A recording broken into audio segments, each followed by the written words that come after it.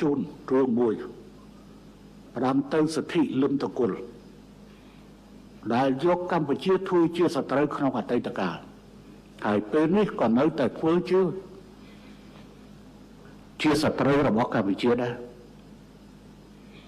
ពេលនោះសិទ្ធិលំតគុលគេធ្វើជាថា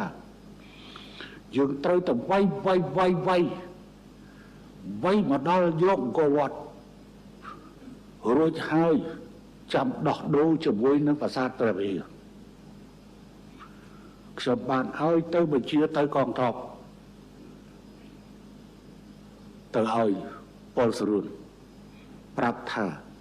សម្រាប់តំបន់ប្រាសាទព្រះវិហារពីមុំ3ចូលមកដល់តាមន់តាកបីមកដល់អូលស្មាច់ត្រូវទប់ឲ្យជាប់នៅកន្លែងហ្នឹងដាច់ខាត់អត់ឲ្យចូលទេ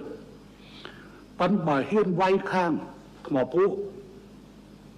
វាយខាងប៉ោយប៉ែតបើគេចង់ចូលបើកឲ្យចូលមក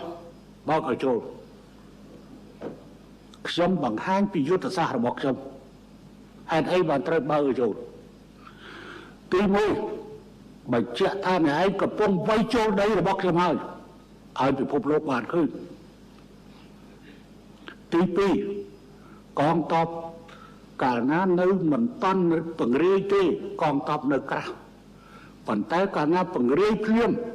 គឺកងទ័ពដូចខ្សែយឺតចឹង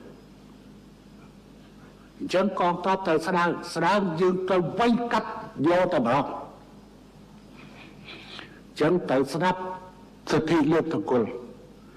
លោកឯងមិនមែនជាមេតបទេដែលហ៊ានប្រើប្រាស់ថាត្រូវតែវាយយកអង្គរវត្តសិនរួចហើយចាំដោះដូរជាមួយប្រាសាទព្រះវិហារប៉ុន្តែយុទ្ធសាស្ត្រដីជួលសែនក៏អនុញ្ញាតឲ្យលោកឯងចូលដើម្បីគោលដៅពីរទី1ប្រាប់ទៅពិភពលោកថាអ្នកឯងកំពុងវាយចូលដីខ្ញុំទី2ឲ្យកងទ័ពអ្នកឯងស្នើដើម្បីខ្ញុំវាយកាត់នៅក្នុងទឹកដីរបស់ខ្ញុំពួកគេគ្មានក្បាលប៉ានដែកទេគេមិនមែនទូលត្រង់ស្អីមកជាមួយទេគេមិនមែនទូលត្រង់ព្រំដែនបារាំងគូច្បាស់ហើយតាចុះហេតុអីបានជាចិត្តតែបំពេញបាទឧទាហរណ៍ថាព្រះវិហារច្បាស់ហើយតាច្បាស់3 4ដងណា3 4ដងយ៉ាងម៉េចបារាំងគូបន្ទាត់ផែនទីជាមួយសៀមទទួលយកតាំងពីឆ្នាំ1408គូយករួចហើយអសមទទួលយកហើយមិនសោកមិនសាប់នៅឆ្នាំ1934ជាតិនិយមជ្រុលមួយចំនួនតវ៉ាថាអត់ព្រមយករឿងរ៉ាំរ៉ៃរហូតមកដល់យើងទទួលបានឯករាជ្យបារាំងចេញទៅវិញគាត់ចូលមកម្ដងទៀត59អីហ្នឹងឆ្នាំ59អីរហូតដល់បកគោណាព្រះបរមកោដ្ឋប្តឹងទៅតុលាការអន្តរជាតិ ICJ កាត់ថាប្រកាសថាជារបស់កម្ពុជាត្រូវឲ្យថៃបកគលនេះបកគលនោះមកវិញក៏អត់បកគលទេបកគលបានចំនួនតិចឲ្យដកទ័ពដកអីដកឆ្មាំអី3 4ជាន់ថាព្រះវិហារប្រកាសថាជារបស់ខ្មែរចុះហេតុអី2008គាត់ចូលទៀតនឹងខ្ញុំចង់បញ្ជាក់ទ្រឹស្ដីនិយាយថាជនដែលនៅជាប់យើងនឹងគាត់ចិញ្ចឹមចិត្ត